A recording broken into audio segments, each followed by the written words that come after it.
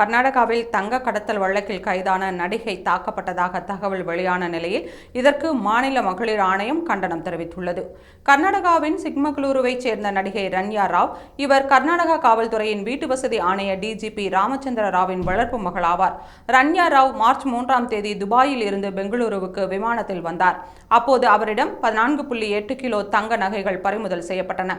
இதையடுத்து பெங்களூருவில் ரன்யா ராவின் வீட்டில் நடந்த சோதனையில் 2.67 கோடி ரூபாய் ரொக்கம், 2.06 கோடி ரூபாய் மதிப்பிலான தங்க நகைகள் மற்றும் 17 கோடி ரூபாய் மதிப்பிலான சொத்துக்களின் ஆவணங்களை அதிகாரிகள் கைப்பற்றினர்.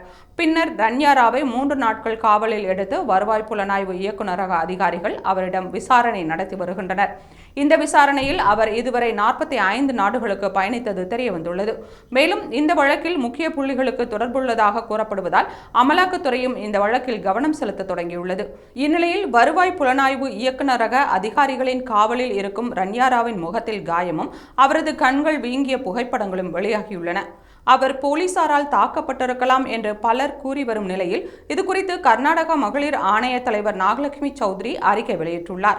அந்த அறிக்கையில் ரன்யா ராவின் முகத்தில் காயங்கள் இருப்பதை பார்க்கும்போது அவர் தாக்கப்பட்டிருக்க வாய்ப்புள்ளது. அவ்வாறு நடந்திருந்தால் இந்த செயலை வன்மையாக கண்டிக்கிறேன். முறையான புகார் கொடுக்கப்பட்டால் இந்த விவகாரத்தில் நடவடிக்கை எடுக்கப்படும் என்று நாகலட்சுமி சௌத்ரி கூறினார்.